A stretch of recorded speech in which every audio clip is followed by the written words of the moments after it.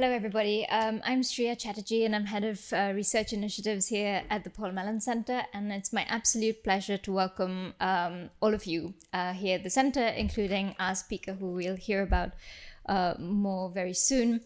Just to say that it's great to see, sort of lots of new faces as well as many familiar faces, and it's always a good moment to hear a talk and have conversations within ourselves, amongst ourselves as well afterwards. A warm welcome also to all of you joining online. Feel free as you listen to the talk or also afterwards to put your questions in the chat. We'll have a Q&A session afterwards with questions in the room, but also able to read out questions that come in online. So thank you.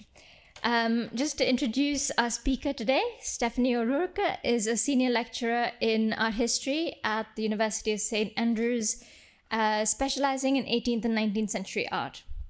Her second book, Picturing Landscape in an Age of Extraction, Europe and its Colonial Networks from 1780 to 1850, charts the relationship between landscape and resource extraction in the first half of the 19th century. Some of what we'll be hearing today, I think, will relate a little bit to that book as well. Her first book, Art, Science and the Body in Early Romanticism, examined the changing evidentiary authority of the human body in European Romantic thought. She's published widely on the relationship between art and resource extraction, scientific knowledge, and also media technologies. So today's talk is titled John Martin and Romantic Extraction. So without telling you more about it, I will let Stephanie do that. Thank you.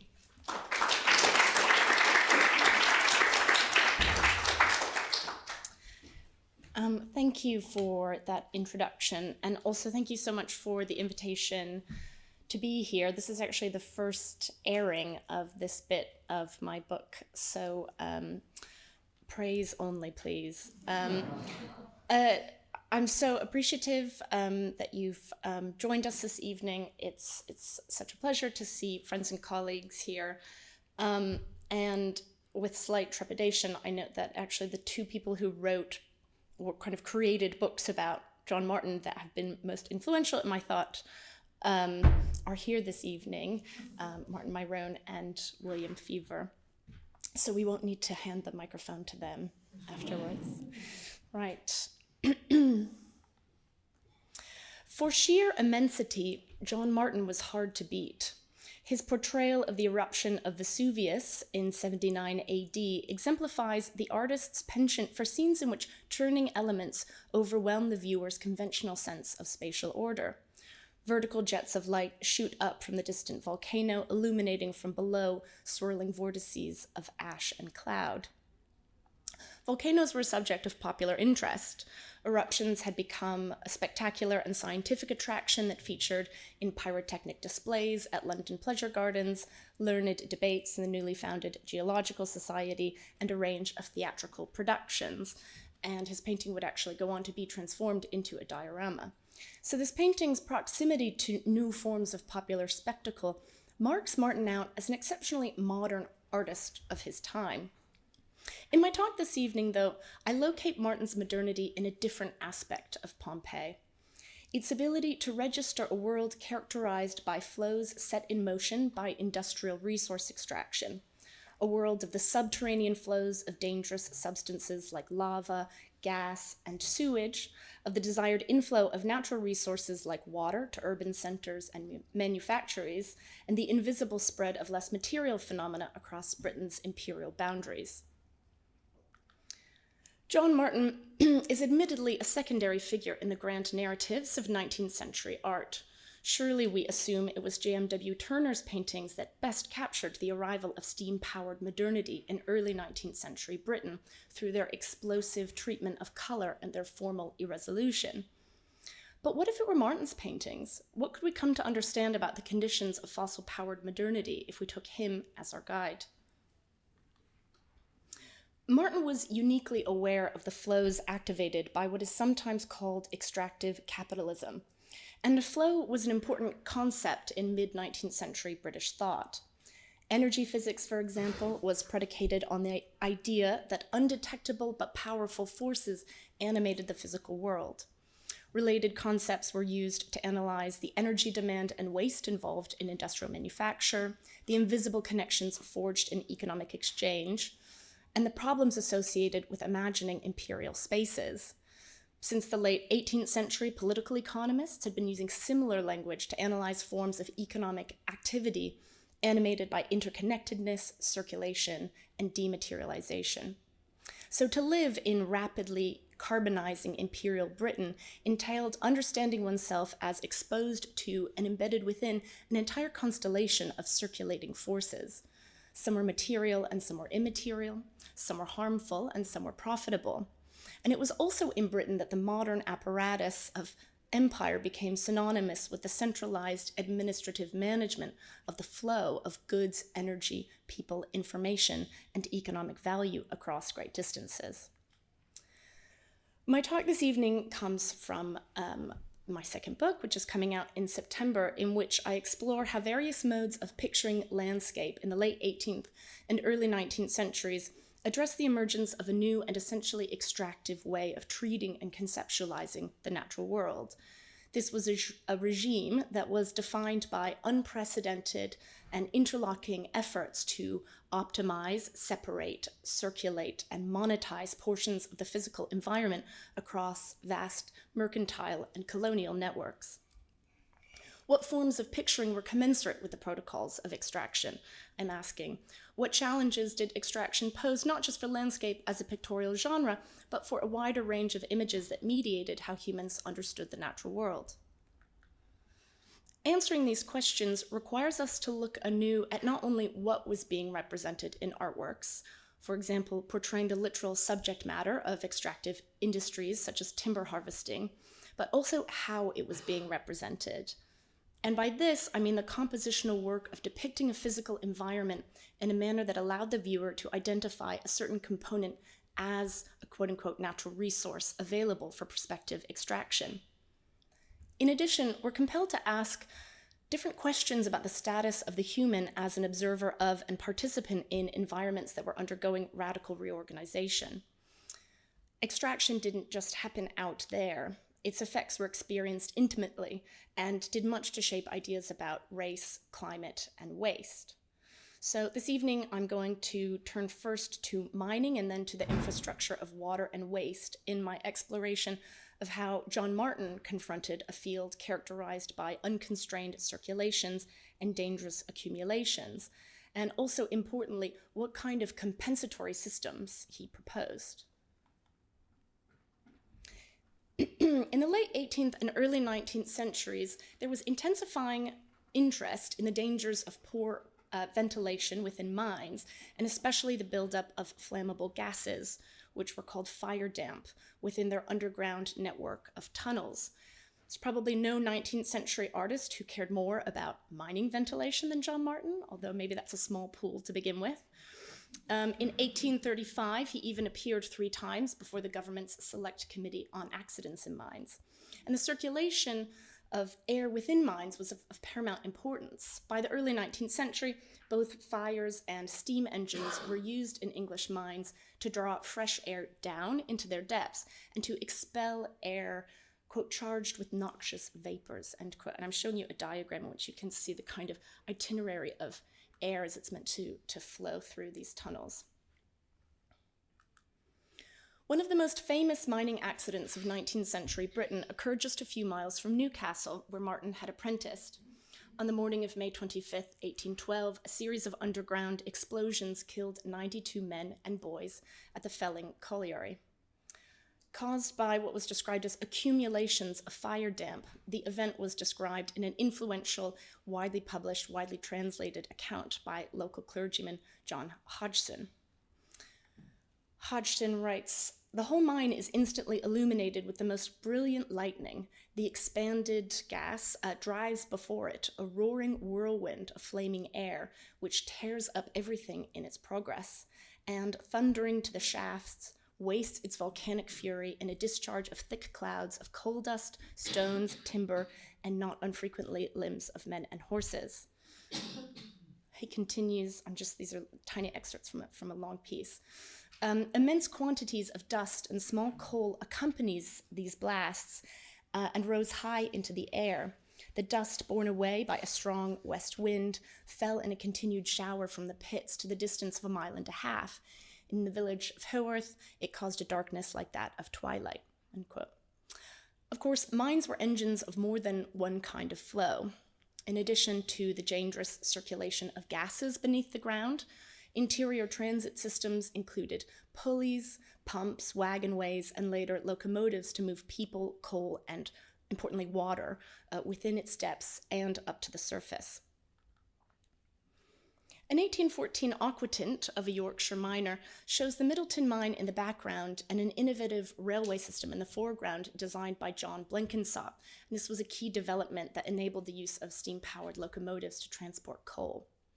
In the distance, pulley systems can be seen facilitating the vertical transit of people, coal, and air in and out of the earth. To the right of it, smoke emitted from a stone stack probably almost certainly comes from a subterranean fire that would have been used to propel the upflow of flammable gases. A trail of smoke rises from the miner's pipe, relocating the mine's combustive capacities to a smaller, emphatically human scale. Of note here is that mining was portrayed as an activity characterized by interlocking multi-level systems of circulation, to say nothing of the combustive flows of energy that were released when the extracted coal was later put to use. When Martin was still based in Newcastle, the artist produced technical illustrations for his brother William's plan for mine ventilation system. I'm not showing you an illustration of it, I'm showing you that of Buddle instead, although Buddle did not get along with the Martins. But the mine ventilation plan holds. The brothers later each designed safety lamps for mines, as with the popular lamps invented by Humphrey Davy, probably inspired by the Felling Colliery explosion, and George Stephenson. Their ambition was to create a system in which flame could be fed by regular air without coming into contact with flammable gas. That is, to disaggregate the quote-unquote good flow of oxygen from the so-called bad flow of fire damp. Martin's design can be seen on the far left here with the Davy lamp for comparison next to it on the right. And mining explosions were an unusually amplifying kind of catastrophe. Small accumulations and small leakages within a single lamp could ignite a fire throughout the mine's much larger circuitry of flows. So as an event, it scaled up almost instantly. In a sense, the purpose of Martin's lamp was to enable visibility and to stave off the vision annihilating effects of an explosion. Pompeii meditates on the disastrous consequences of the subterranean accumulation of pyrotechnic energy on a massive scale. The concentration of dark pigments around the upper perimeter of the canvas replicates a related volcanic operation, namely the inversion of earth and sky, the upending of a stable distinction between above and below. Day becomes night. In its replication of the structural and the spectacular features of a mine explosion, Martin's painting invoked and displaced the very real human cost of industrial extraction. Against the unregulated flows of ash and lava seen in Pompeii, Martin experimented with representational devices that might provide order and structure. In 1821, he debuted what would become one of his most successful paintings, Belshazzar's Feast. I'm showing you a half-size version because I don't have a good scan of the full-size version, but it works well enough for our purposes this evening, and it was produced around the same time. On the left, you can see rays of light that emanate from text inscribed by the hand of God, foretelling the fall of Belshazzar, the astonished Babylonian king. On the right, in the center of the composition, in black robes, the prophet Daniel interprets the script. Although the hand could often be seen writing the prophetic text in paintings of the event, such as that by Rembrandt, Martin omitted this crucial detail to focus instead on the pictorial drama of the text's radiant, self-propelling extrusion from the palace wall. Within the painting, monumental colonnades, a form of human infrastructure, divide the space of the midground and the background into regular quantifiable units. Martin also appealed to an extra pictorial resource to facilitate the viewer's engagement with his painting. He produced an explanatory pamphlet. Martin was not the first British artist to sell a discursive guide to his paintings. although it was far from common practice at this moment. Martin seems to have worried that his audience might be afflicted with a Belshazzar-like inability to interpret what they see. After all, the Babylonian king himself could not make sense of it. He relied on Daniel to interpret it for him. A small outline etching produced by Martin included numbered objects and a key. And what interests me in this diagram is not the correct understanding of the painting as Martin's description would have it, but the very attempt to control the viewer's experience. So carefully managed was the audience's encounter with the painting that Martin's diagram included arrows detailing the route their eye should ideally travel through the composition. One of the circulations Martin may have been trying to direct then was the visual attention of the painting's viewer. The print's elaborate scaffolding of arrows suggests that the risk of improper transit extended to the domain of visuality. Experience itself might be a flow in need of a conduit. It's in Martin's engineering projects that his techniques for managing flows and stabilizing flux were most explicitly summoned, although his interests ranged in this matter. It's in the 1830s and 1840s that his interests were really dominated by the circulation of water and sewage. Onto sewage. At the start of the 19th century, London effectively had no physical infrastructure for removing human waste other than its roadways. The few sewers that existed were designed to handle rainwater, and waste was typically collected in cesspools, which would be emptied by nightmen who sold it to farmers and their intermediaries. For centuries, the nitrogen-rich material had been used as fertilizer to support the growth of agricultural produce, which was transported back into cities as food, where it would eventually, once consumed and digested, be converted once more into waste, and later returned to the countryside as manure. This circuit of consumption and production, and its ancillary creation of caloric energy within the human body, constituted a metabolic system. While it had significant drawbacks, not least its propagation of very deadly diseases, the system was able to maintain a functional urban-rural equilibrium in which waste was converted into a natural resource and back again. Significant population growth in London, the adoption of flush toilets, and the rise of industrial agriculture brought about the end of this circuitry. In a sense, then, London's metabolic rift was precipitated by a crisis in scale. The city's population became simply too large for its waste to be integrated within a self-sustaining circuitry. The termination of this specific reciprocal urban-rural flow has been memorably called a metabolic rift by John Bellamy Foster. As famously analyzed by Karl Marx in Capital, it entailed the adoption of practices that interrupted self-sustaining interactions between humans and nature, alienating people from their environment and also from their labor. Instead of being collected and repurposed, then, waste in London was directed through a rudimentary system of pipes, some of which fed into the Thames, triggering an additional crisis in its drinking water. Since the 17th century, London's water had been supplied from several rivers through a network of pipes operated by private corporations. And following the end of the Napoleonic Wars, a not insignificant quantity of the city's drinking water also came from the Thames. A public controversy was ignited in 1827 with the publication of an incendiary pamphlet titled The Dolphin. The Dolphin named the intake pipe of the Grand Junction Waterworks Company. The pamphlet revealed that the pipe was, quote, within a few short yards of London's Grand Common Sewer, end quote. In place of a metabolic system, it invoked a much more sinister set of flows. Quoting again from the Dolphin, day and night is their fatal engine, which is what intakes the water, at work, pouring down volleys of smoke onto the neighboring Chelsea Hospital and sending up through iron tubes a fluid saturated with the impurities of 50,000 houses, end quote. In response, a government inquiry described London's water as, quote, loaded with a quantity of filth which render it disgusting to the senses and unsafe, end quote. At the time, water was also one of the country's major sources of energy. It powered the majority of Britain's manufactories. So although the supply of drinking water was a pressing concern to growing urban centres like London, efforts to regulate the inflow of water to power Britain's rapidly growing number of mills were essential to the survival of rural populations too. Up to the early 1840s, both relied on a constant supply of water, and both produced waste that subsequently compromised the quality of that water.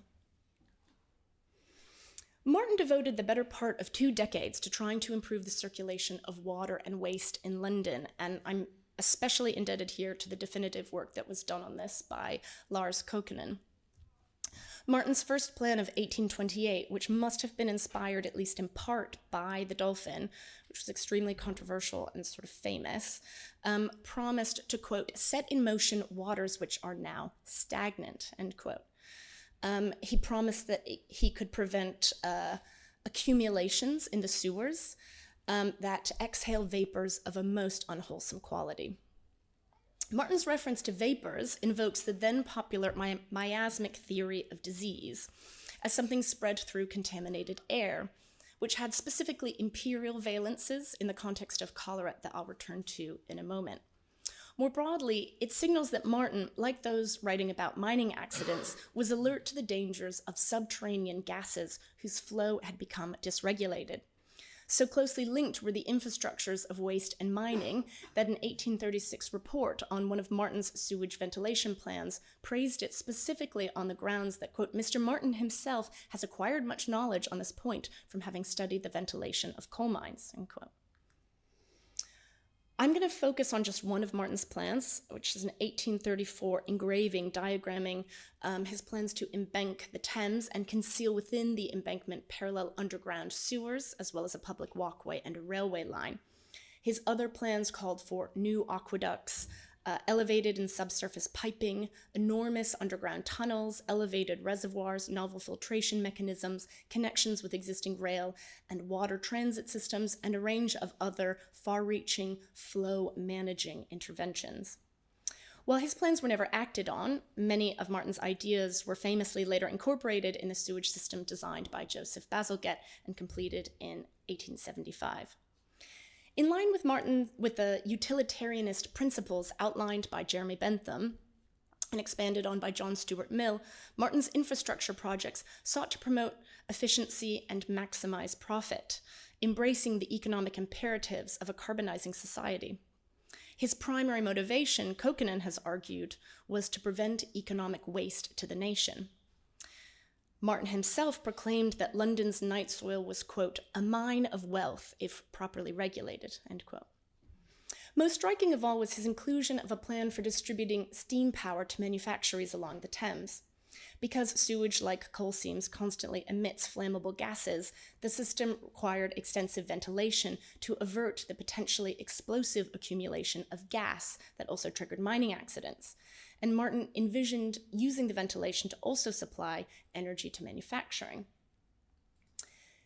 An 1836 committee chaired by Lord Euston published a report evaluating Martin's designs in which they specifically praised this idea. Another great advantage, I'm reading from here, of Mr. Martin's plans, they noted, is that they will circulate through the engines required for the ventilation of the two great sewers and receptacles the power obtained from atmospheric pressure acting on a vacuum. And the resulting power could be employed by cranes and other machines at manufactories along the embankment. Although it would not have restored the metabolic system of rural-urban exchange that characterized the circular transit of human manure and agricultural produce, it did nonetheless recuperate a degree of reciprocity between the forces that powered urban industry and the waste produced by that industry. And while art historians normally underline the contrast between Martin and his more academically oriented colleagues, such as J.M.W. Turner, William Etty, and Richard Westmacott, all three artists were signatories of this very report in 1836. Turner and Martin may have held irreconcilable views about landscape painting, yet there was clear public support from Turner and academic artists for Martin, if not as an artist, then as an engineer of grand public works. Across the environments Martin painted and the technical illustrations he produced for regulating the flow of water, sewage, gas, and air pressure, we can begin to pick out a range of shared strategies. These include modular iteration of discrete spatial units, the disaggregation of good and bad flows, building conduits, balancing forces, redirecting excess energy, and, where possible, restoring reciprocal, self-sustaining, and sometimes metabolic systems of exchange. Although they don't surface in every instance, and they never appear all together, they belong to a larger project, and this is what I'm really arguing here, premised on an early 19th century understanding of the world as something threatened by the accelerating circulations of both visible and invisible forces set into motion by an economic system predicated on extraction. Martin's engineering projects aim to physically separate through conduits and walls the space of human society from the flows that threatened it. Within his paintings, though, he also confronted what would happen when those physical barriers were breached. As we've already seen from in his work on mining lamps, Martin was mindful of the precarious status of visual perception within an environment of industrial flows. Belshazzar's Feast commented on the inadequacy of the human vantage point when confronting such forces, and it's unsurprising that this is the first of Martin's artworks to call upon scale as a mechanism to shore up or stabilize the viewer's experience. His catalog for the painting identifies, quote, number 17, scale of proportion, a figure 6 feet high, by which the length of the halls is found to be 1 mile, end quote. 17 is just right around the, it's a tiny, tiny little guy, actually, right there. The human body supplies a useful unit of measure. Casting one's eye around the exhibition space, the viewer could select a figure 6 feet high in order to imaginatively inhabit the diegetic world of the painting. These figures were always 6 feet high, and I'm convinced Martin must have been that tall. Martin produced descriptive catalogs for nearly all of his major large-scale paintings over at least a 20-year period, and scale came to determine more and more of how he described and accounted for his paintings. In 1828, he exhibited The Fall of Nineveh. Now, the original painting is lost, but in surviving mezzotints, we can see bright plumes of fire leap up from distant recesses, and above, their luminous heat condenses into thick clouds of smoke that spread like an ashen canopy over the scene. In the midground, enemy troops have breached the gates and begun to overrun the city of Nineveh, a narrative enactment of what happens when the threatening forces break through the urban infrastructure that formerly kept them at bay. The painting dilates the final moments of a civilization, holding in suspension the terminal forces gathering around. In the descriptive catalog, it indicates that scalar distortion and perceptual obfuscation inhere once again in the viewer's access to the scene. And I'm quoting here from text that was almost certainly written by Martin. Quote, "Seen through the mist of ages, the great becomes gigantic, the wonderful swells into the sublime," end quote. Remarking on the discrepancies found in canonical accounts of Nineveh, it reflects that, quote, "all history of the great Assyrian Empire is involved in impenetrable darkness," end quote. In the face of these difficulties, which are coded specifically in the language of warping and disabling visual apprehension, Martin equips the viewer with an elaborate set of scalar relations. He identifies the tomb of Ninus, supported by monumental colonnades on the right, quote, "said to have been 1 mile and a furlong in height and 1 mile and 2 furlongs in diameter. 2 furlongs of the perpendicular height of this tumulus are out of the picture," end quote. Scrupulous in his accounting, Martin reminds the viewer that the scene exceeded the limits of what can be shown. The furlong, for those of you who don't still use that unit, historically derived from the length of a trench that an oxen-drawn plow could cut in a single go. So it measured the limits of the metabolic power of oxen for sowing, embedding an agricultural frame of reference within a scene that was associated with pre-enclosure communal land management. The key also picked out, and I've helpfully flagged him there, number 5, a gateway crowned with towers, 200 feet in height. At the entrance of the gate stands a human figure, which, estimated at the height of 6 feet, gives a scale of measurement by which every object in the picture is worked, end quote. And I need to emphasize, we are talking about a print about Ye. So you would never even have this degree of visual access to it.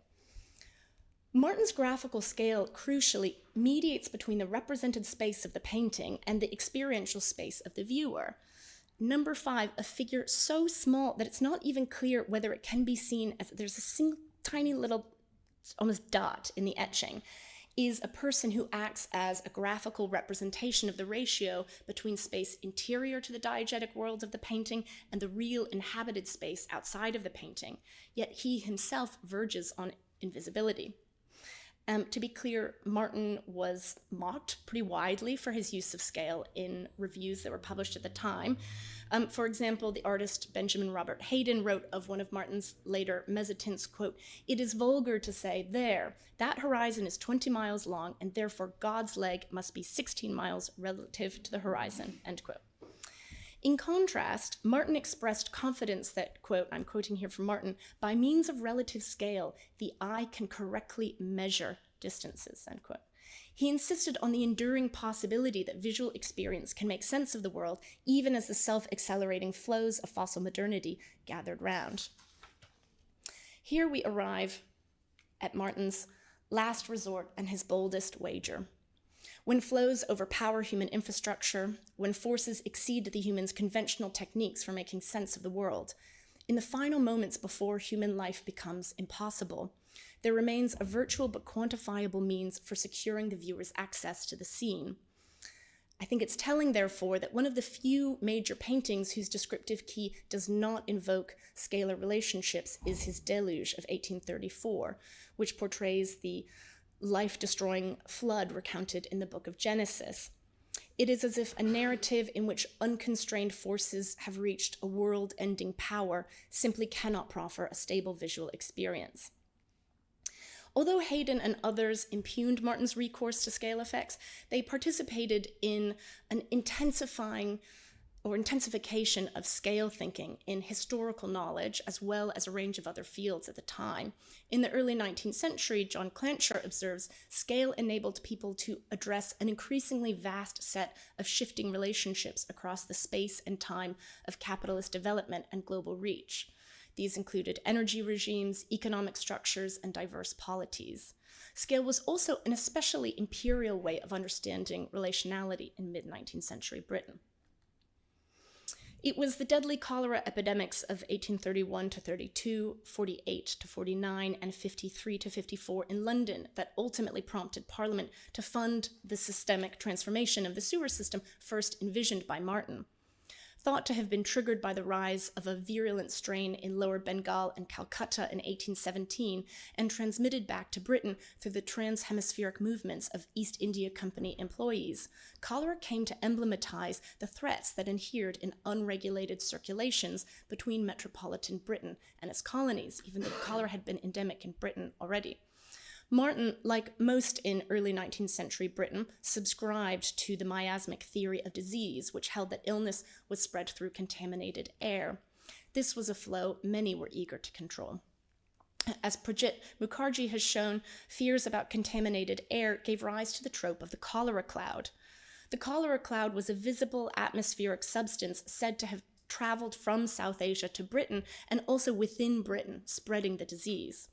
Treated with a surprising degree of medical and meteorological validity, the cholera cloud was commented on in a wide range of sources and disciplines. And its existence implied that the very climate of Britain could be transformed through invisible air currents into a more tropical atmosphere redolent with disease.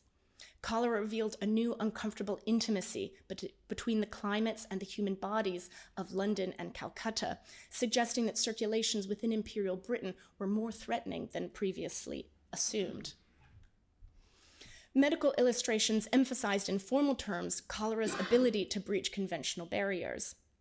As Amanda Sciampiconi argues, and I thank Nick Robbins for pointing out this source to me, cholera was shown to escape the order imposed by the medical diagram.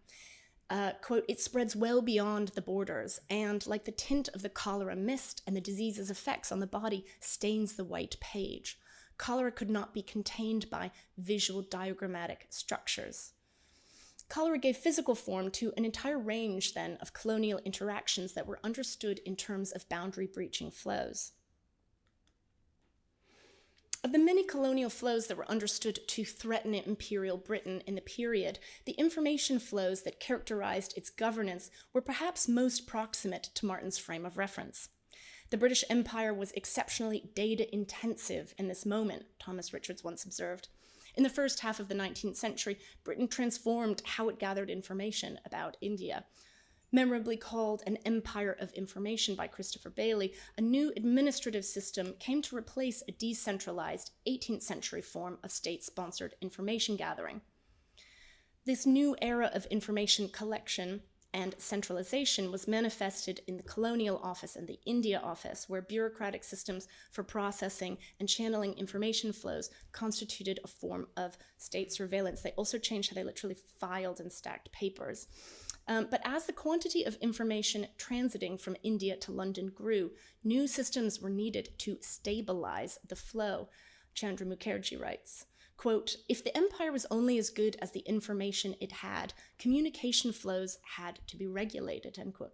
Much like the miasmic spread of cholera, Mukherjee continues, quote, "The increasing volume of paper communication constantly threatened to overwhelm existing arrangements to organize it," end quote.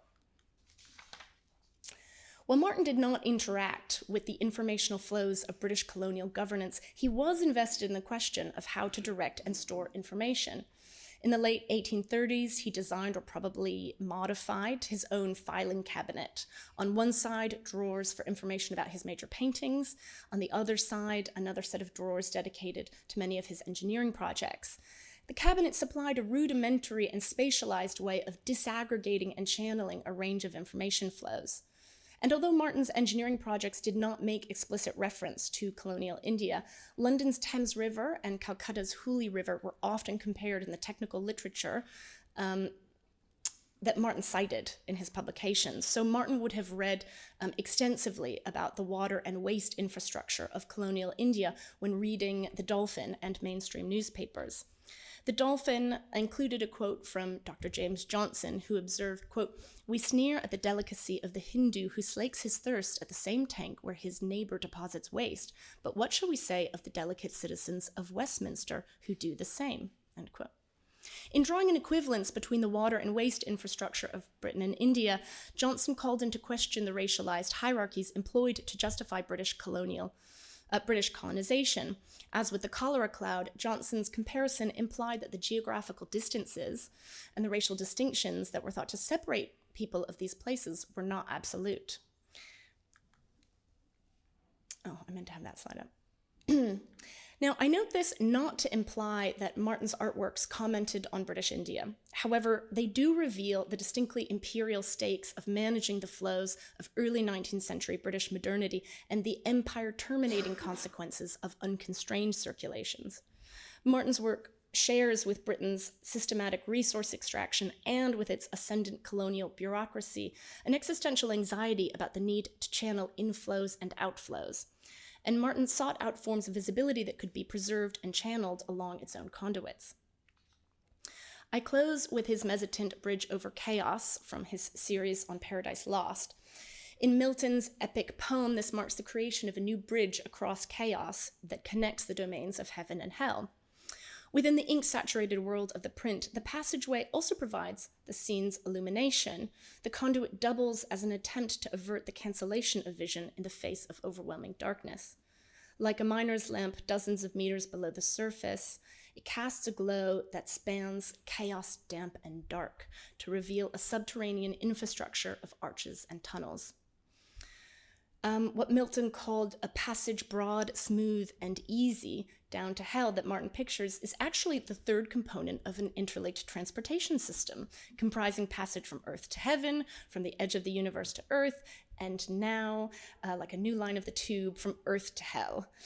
It recalls, I didn't mean it quite like that, it recalls another infrastructural condition of possibility of a vision in carbonising London, the extension of underground piping that distributed coal-manufactured gas across London for street lighting and later for domestic uses.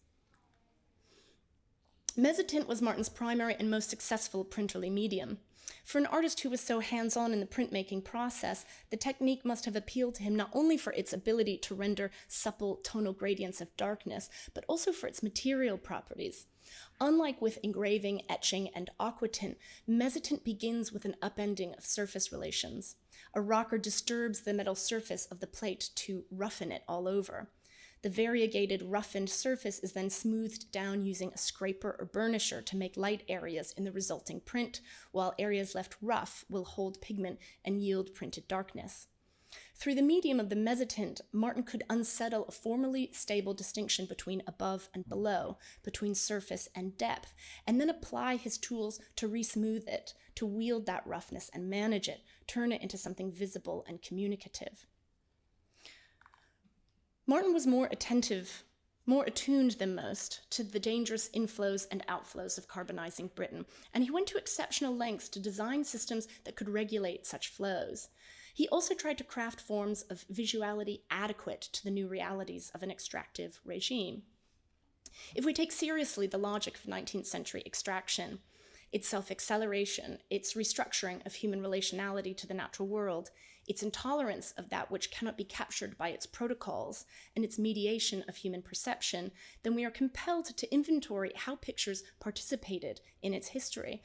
And from that vantage point, someone like Martin, seemingly eccentric, self-promoting, overly literal, even tacky, offered incredibly shrewd commentary on what it means to be human within a system that continues to shape our present day.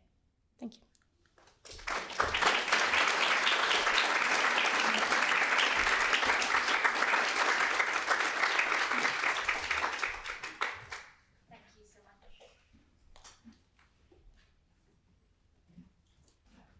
Much, Stephanie. We'll sit down here and field some questions from both in-person and online audiences. If we have any questions in the room already, or I can start with one. That was great, thank you. I was really curious about the sort of thinking through flows, both immaterial and material. And I was wondering whether, especially thinking about Martin in the mines as well, whether he was he writing things? Was there any thinking about flows, economic flows, or is there anything else besides the visual that you've found on Martin that might kind of...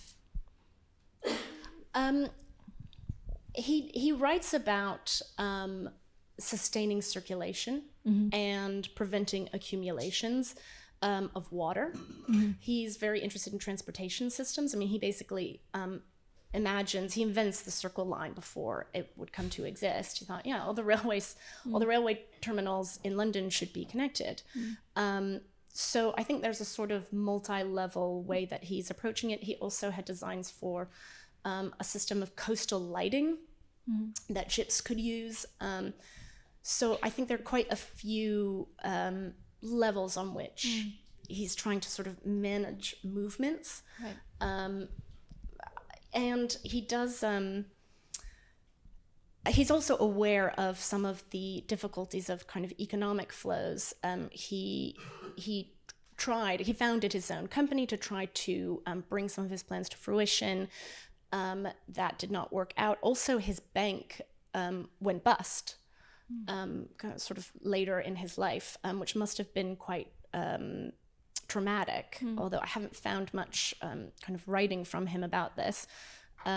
So I do think he has this broader awareness, but maybe some of it's sort of less direct. Yeah, that's interesting, actually, especially to think about, the connections you're making also in terms of the broader colonial context, and how much he's sort of or the way he's thinking about the kind of micro and the macro as well. So yeah, thanks. Any questions in the room? Thanks. Thank you so much, Stephanie. That was great. I was really struck seeing those diagrams again, how...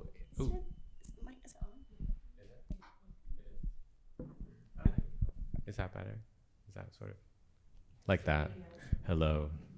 I don't. Good flow. I was thinking about how anxious Martin is about how people are going to interpret his paintings, right?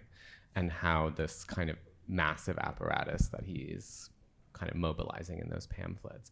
And it struck me too then, you know, to what extent how does sort of interpretation or the act of interpretation, whether that's critical, whether that's sort of discussion, whatever, I'm thinking about the reception of the work. Is there a kind of anxiety about waste as part of the problem of interpretation? So could there be a kind of a productive form of interpretation and a wasteful form of interpretation of painting? Sort of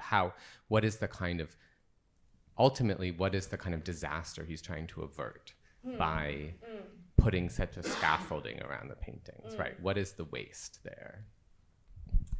That's a really interesting question, Nick. And part of what I am trying to trace in this book, which sort of extends far beyond Martin, is the extent to which something like this can be understood as a prefiguration of what we would now call our attention economy, in terms of our relationship with social media and smartphones, and attempting to capture and kind of monetize attention and visual engagement. And he certainly had an uncomfortable relationship to critical reception. The pamphlets are extremely heavy-handed and also quite defensive, elaborately kind of sort of footnoted in a sense. And one of the critiques was this sort of obviousness and the kind of heavy-handedness a bit of the compositions themselves, that I think Martin, even in his compositions, didn't want to sort of leave too much to chance. What waste would look like within that system, I think, would require further thought, but I do think there's something about sort of attentiveness in a general sense and how one spends his time. I mean, Martin was very industrious, so I do think there's a sense that our time should be used productively, and that should include the productive pursuit of a proper understanding of an artwork.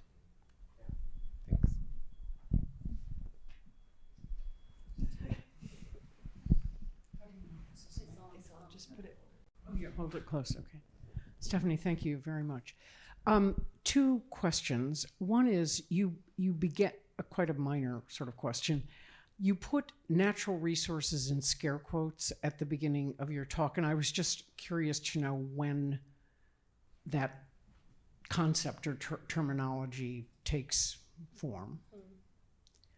Okay, and secondly, given what one assumes to be a colonial model for extraction, coupled with Martin's unusual range of training, including technical and, it sounds like, financial training, the choice of biblical subject matter and things like Milton as the kind of content form for presenting the paintings presents a sort of disjunction between the apparent concerns of extracting resources that you're talking about, and the painting's, at least surface subject matter. So I wondered if you could talk about that, and maybe the biblical subjects are a matter of waste control to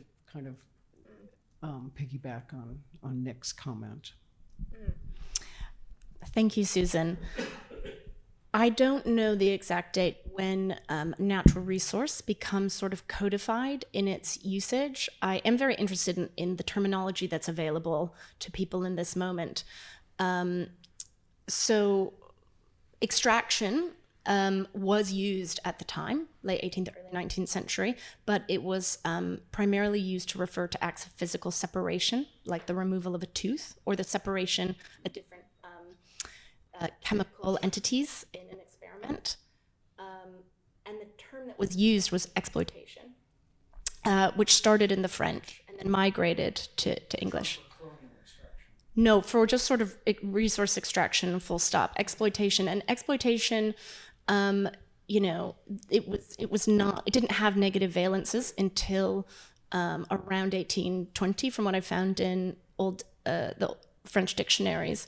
It was like, great, I'm so excited to exploit this forest. You know, we should exploit this mine. There were treatises on the exploitation of woods, things like this. And it meant, it was reference to these specific industries and also producing monetary value, or like capturing and converting monetary value. And then around 1820, it acquires this negative valence, which is to defraud, like to trick someone in cards. And I think that seems to register an understanding of maybe some of the negative consequences of resource extraction. But to talk about a different term very briefly, because I think this work is really fantastic. Adeline Buckland has written a really amazing history of the raw material as a phrase that's used in the mid-19th century, especially in the context of British colonial resource extraction. And designating something a raw material is itself a kind of an act of erasure, in the sense that it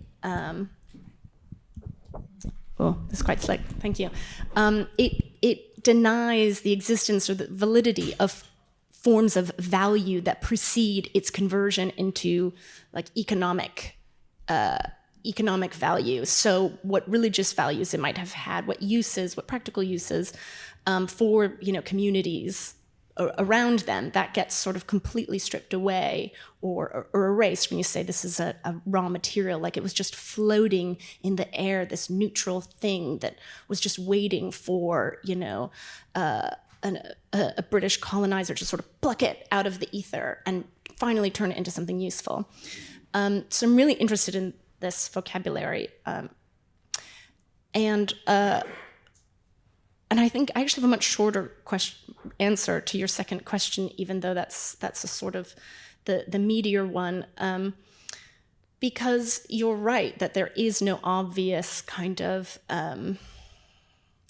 you know, kind of early 19th century British extraction that's in the kind of narrative content of these paintings. I will say that quite, you know, with, for instance, Belshazzar's Feast, this is an empire that crumbles because of profligacy, excess, waste. And I think so there is a real kind of rebuke to waste and its potential to sort of result in collapse. And this is often read in terms of sort of like moral collapse, maybe his kind of religious or moral worldview. But I don't require it, I think, for my reading. I'm interested in looking more at sort of what's happening on a structural level, because I think that enables us to sort of move across these seemingly unconnected activities and see where they might be connected after all.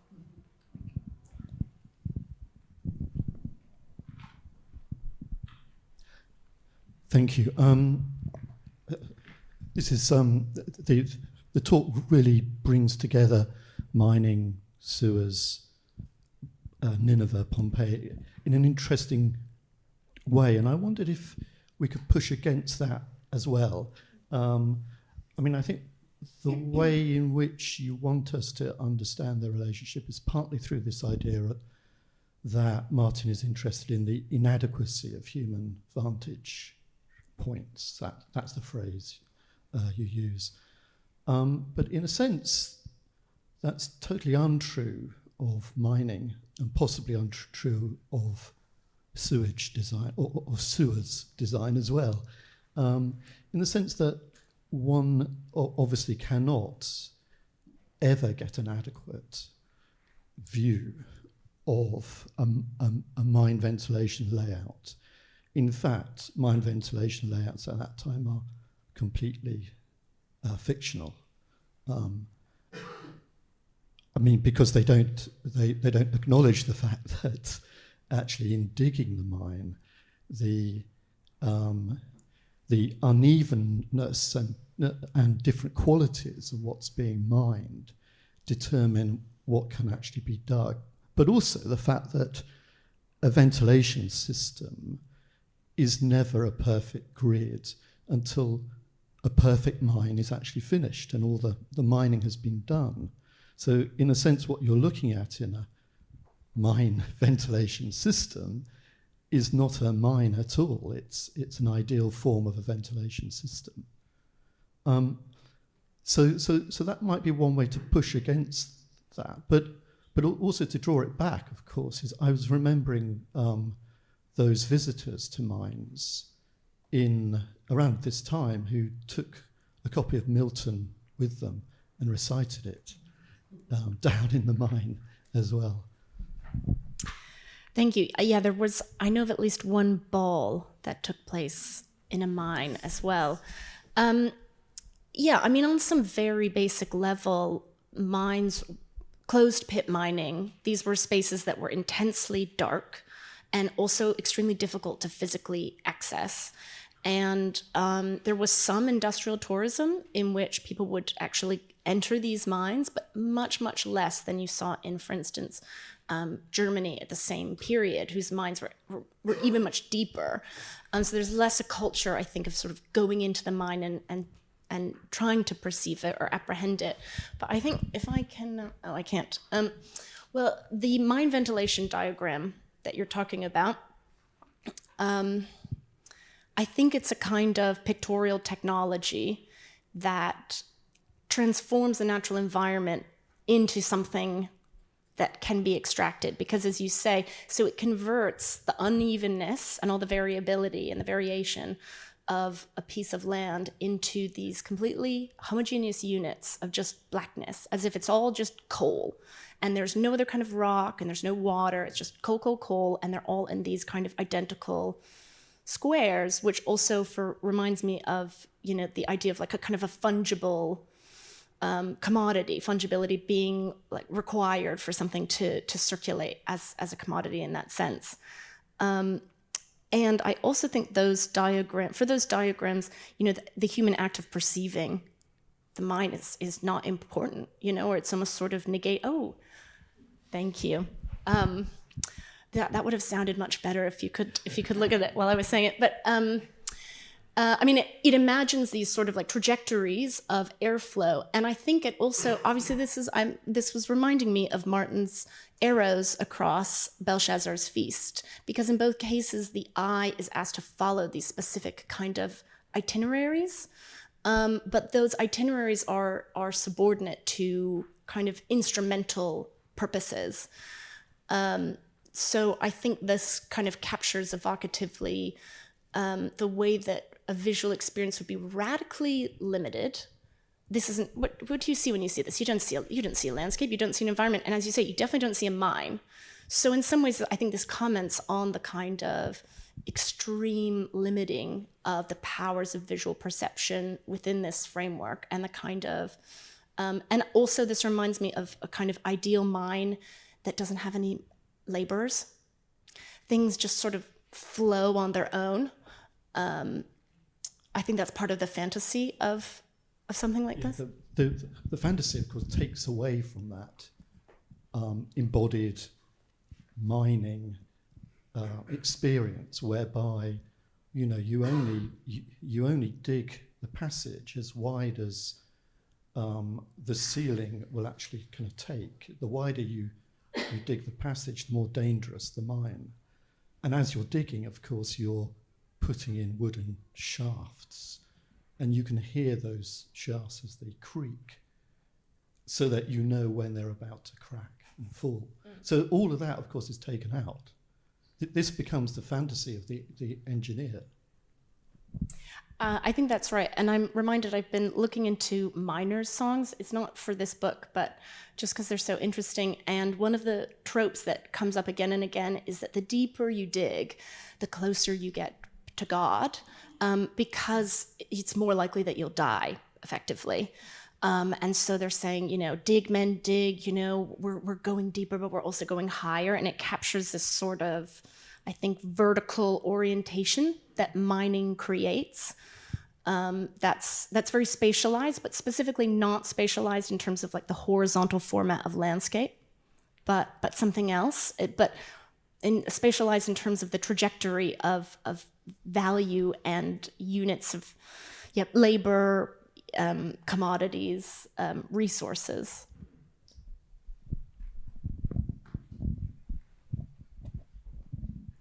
Thank you. Is this on? Is it on? Yes. Stephanie, how much space is there in your reading for irony? And what I mean by that is, in all of the pictures that you showed us are moments of spectacular loss of control. And yet all of the apparatus that you brought to bear on them is a kind of manic form of management. And so I'm just wondering how important that tension is for your interpretation. Could you specify, do you mean the tension between, by manic, do you mean kind of sort of chaotic or? No, I mean intensely. So obsessive. Obsessive. Yeah. I mean everything from the cabinet to the mining plan to the sewer system to the pamphlets explaining how we're meant to read the pictures. These are all mechanisms of control. And yet the subject matter, in every instance, is about loss of control. Whether that's brought about by nature, or God, or providence, or whatever you want to call it, these are all moments of loss of control. And yet the rest of Martin's mind and work seems to be about the opposite. It's a good point. And I will say I'm making an argument about Martin here, but I'm trying to suggest a framework that we could use beyond Martin. So some of it is quite kind of idiosyncratic to him, and he was a very idiosyncratic figure. And he was, I think, he was sort of obsessive about controlling. For instance, he had a printing studio that was sort of connected to his home, and he made a lot of the prints himself, but he also sort of closely oversaw those activities. So I do think he had this kind of obsessive interest in control, but that tension, contemporaries did seem to pick up on. And it's the sort of thing that he was ridiculed for. I mean, he was kind of a ridiculous figure, and he didn't look like an elite artist. But sometimes his work was described, for instance, as the material sublime, and that captures that tension, because the material sublime, there's no such thing. I mean, the sublime is meant to be grand and exceed, the sort of the literal and the present. And he insists on like enumerating the facticity of it. So when he says God's, well, he doesn't say, but when you imagine him saying like, oh, well, God's leg is 16 miles long, and you can tell this because of this figure here who's 6 feet high, and you can just sort of extrapolate from there that the kind of incredible disjuncture between those two vantage points. For me, I will say that's also where scale comes in, because he's working in a world of scalar disjunction. And I think that some of that is specific to how he's approaching the world, but I think some of that is also specific to, Britain in that moment. And among other things, historians writing about this sort of scalar disjunction of a kind of an imperial self-understanding.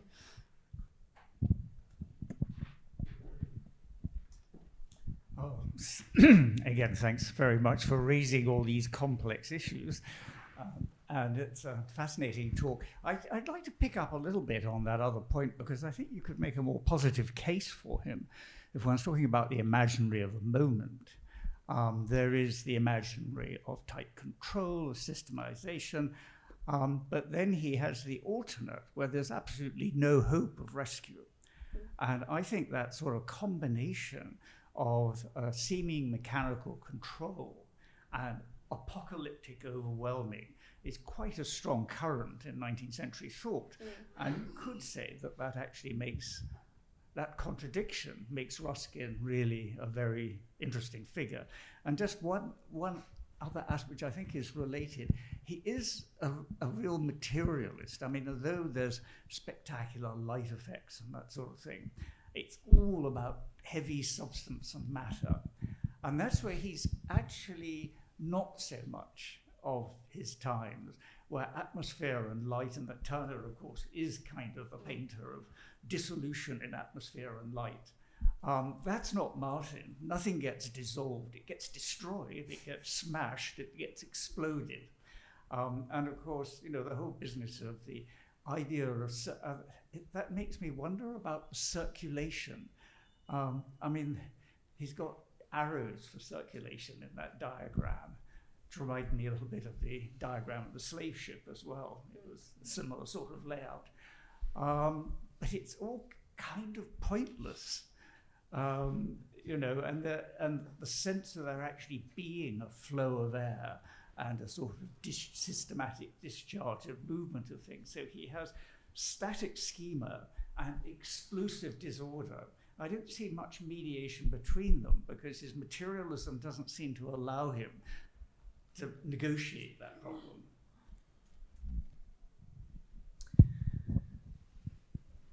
Would you like me to comment on this? His was a quixotic project. And I do think, coming back to Alex's point about irony, you know, that it's sort of a doomed one in a way that he seems to have a sort of self-knowledge about. And the, you know, that sort of irreconcilable kind of scalar disjunction that I'm attributing to the works, I think can also be read in that regard.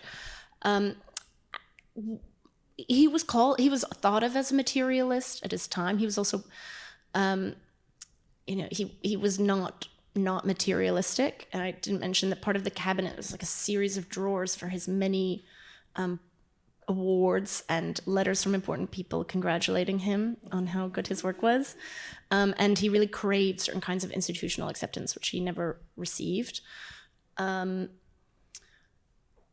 I suppose what I would say, kind of in a broader sense, is I've described them as compensatory mechanisms, or you could, and another point I use the word wager, in the sense that it might not necessarily be a solution, but it's sort of positing some systems, maybe testing them out. Maybe they work and maybe they don't. And I don't think of that as a kind of universal response to or experience of, you know, kind of the consolidation of extractive capitalism around the turn of the 19th century, but it certainly was his response, which is why I think it is illustrative, because he flags certain problems and certain incompatibilities, and then he tries to solve them.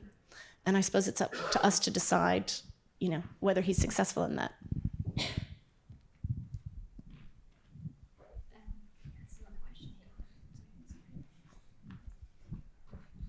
It's going to sound slightly alarming, but do you have any thoughts about The Last Judgment, specifically the image of the steam train falling into the abyss? Because I was sort of expecting that as one of the images under discussion. You know, I don't especially. I mean, it's in a sense, it's there, and there is this sort of discourse in the scholarship about, you know, whether the extent to which he viewed London as a kind of a modern day Babylon, and whether or not he was kind of issuing a moral condemnation of certain aspects of industrial modernity. And that's why I think Lars Kokkonen's argument is so useful there, because he says, you know, Martin was not, does not appear to have been convinced that industrial modernity is kind of morally, fatally flawed. He's trying to sort of improve it, or he continues to believe that you can recuperate aspects of it and make them more efficient rather than abandoning them altogether. So in a way, you know, he had a lot of buy-in to these projects, and he designed railway lines, and he tried to improve railway connectivity across Britain, so that kind of catastrophic projection might not necessarily be prophetic. It could be something that he's trying to sort of stave off. Those are sort of all my thoughts on that point, but it's a painting that I don't actually write about in this chapter, so I thank you for that question.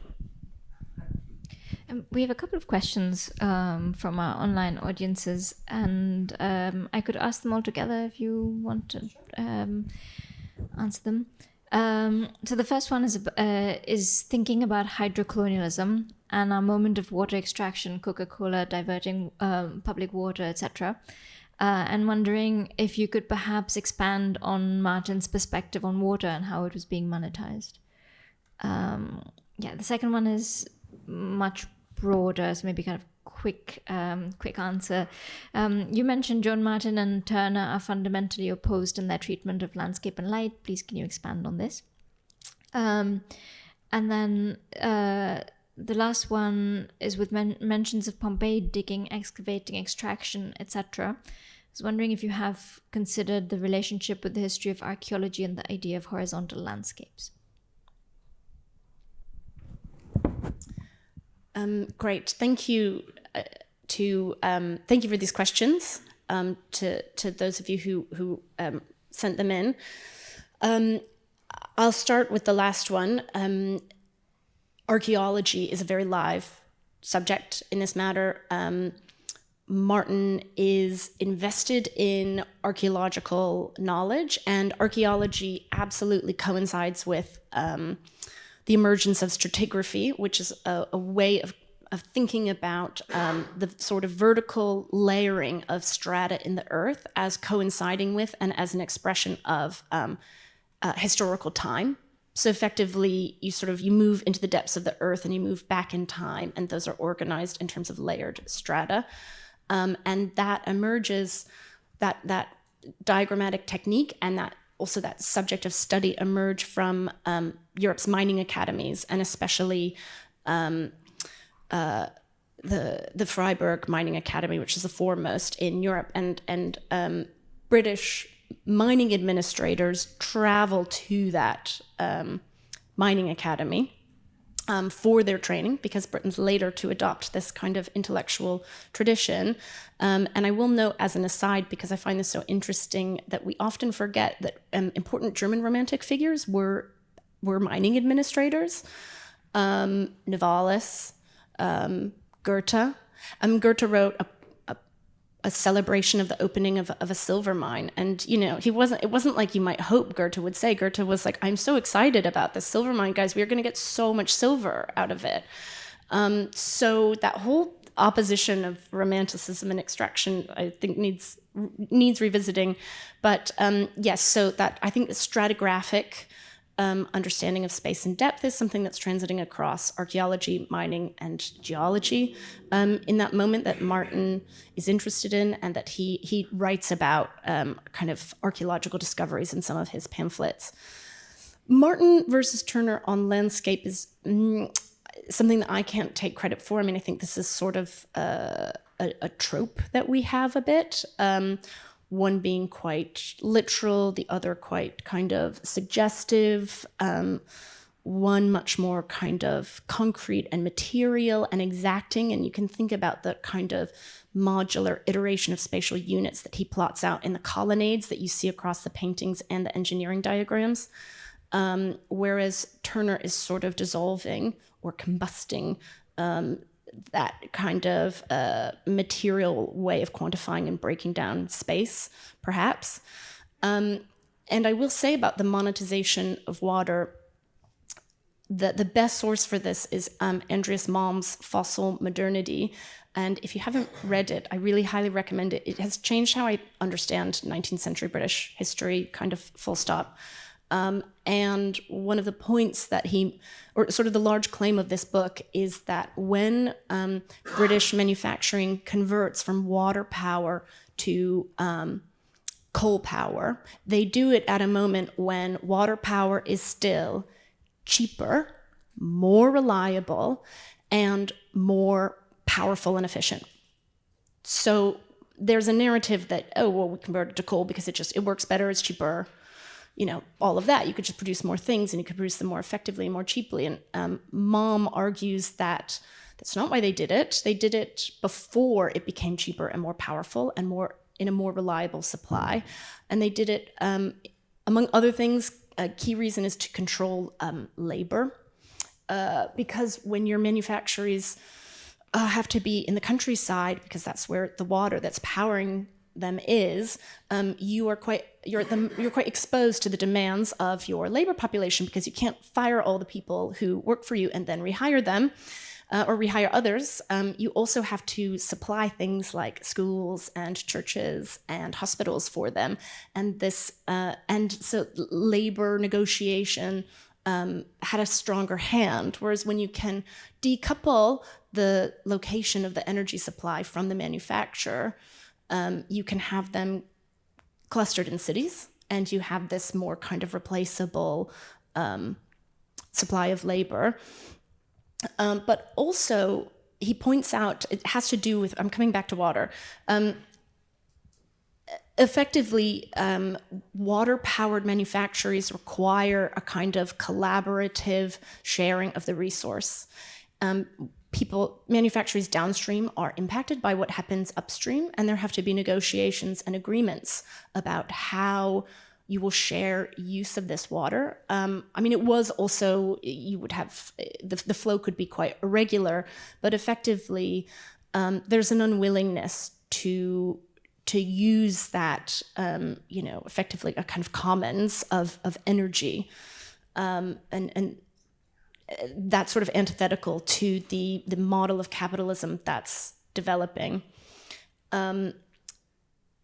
And I don't have anything to say about Coca-Cola, but I will say, we are obviously in an era in which the control of water is going to only grow more contested, including all of the water that's required to power things. People talk about AI interactions, which are water intensive, but unfortunately so are Google searches. AI interactions are more water intensive than Google searches, but Google searches are really, I was devastated to learn, a lot more water intensive than I would like to have believed. We have a follow-up question online, we have two follow-up questions.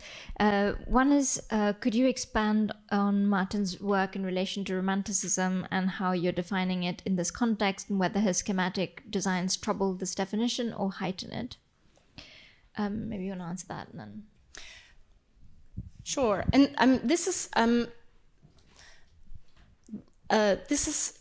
a bit of a provocation. So it's something that I think I would welcome debate and discussion about. But a kind of dominant account we have of one of the things Romanticism is doing is pursuing some kind of sort of spiritual or experiential or kind of emotional union with the natural world. And so extraction would seem to be something completely opposed to a romantic project in the way that we're defining, and I'm talking about that sort of early moment, late 18th, early 19th century. I'm not talking about someone like Delacroix. But when you look at the historical record, I think you find that Romanticism was quite closely affiliated with extractive enterprises, and it puts pressure on that definition. To what extent is that sort of romantic myth, and which would include kind of originality, a lack of restraint, sort of the pursuit of genius, expressivity, intense physical and affective states, that those traits might actually be a product of extraction or a sort of a response to it. But it would be historically inaccurate to say you have sort of a good object, which is Romanticism, and a bad object, which is extraction, and that they are, at opposite sides of a spectrum. They were actually sort of historically very aligned. And I will say, I can't take credit for this observation. There's really good work being done in literary studies about Romanticism, for instance, as a product of the mine, both in terms of kind of media archaeology, but also in terms of all these sort of subterranean understandings that the mine introduces, that Romanticism then sort of reproduces. Thanks. That's great. Are there any questions, any more questions in the room? Because I think we're slowly getting to time. Yeah, there's just one question there.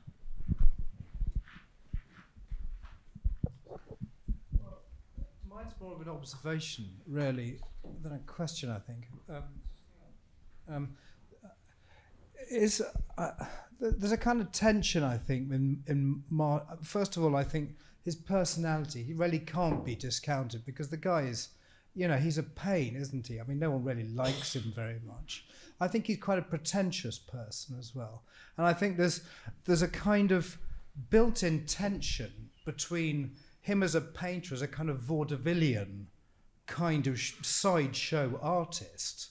And I think Martin's exhibition, with the Soleil Lumière and all of that, and yet somehow he wants to be taken more seriously and is sort of desperate to get another gig, really, whereby people will take him more seriously. And so he's kind of grazing around, in terms of mining, extraction, transport systems, architecture. And, I think I don't know, there's something about his personality. He's a sort of dilettante, I think, and I just wonder what you think about that. Yeah, he was not universally liked.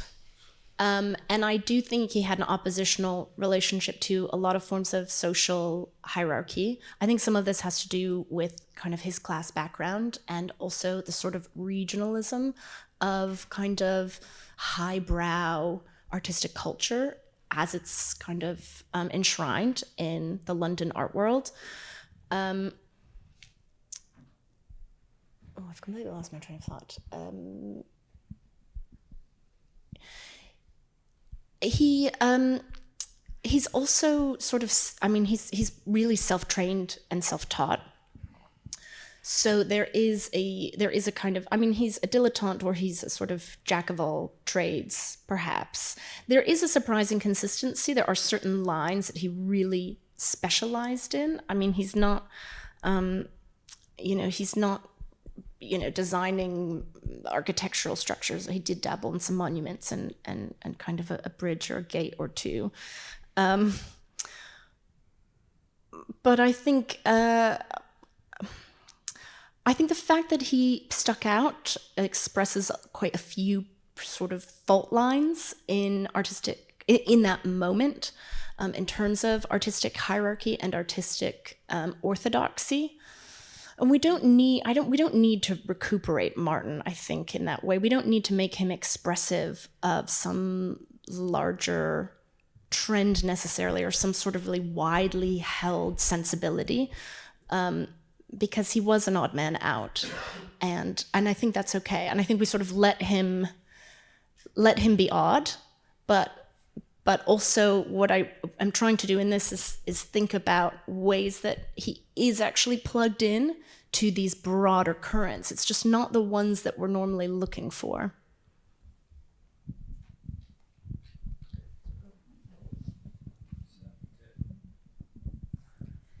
Great. Sorry, the Zoom is playing up a little bit, so I can't actually access the last question. But just to say that feel free to email us, and we're happy to pass on any questions on to Stephanie as well. A very big thank you to all of you who've stayed for the talk, asked questions. I know we have to say goodbye to our online audiences now, but for all of you here, there's a reception just next door. So please join us, and also join us in thanking Stephanie for a wonderful talk. Thank you.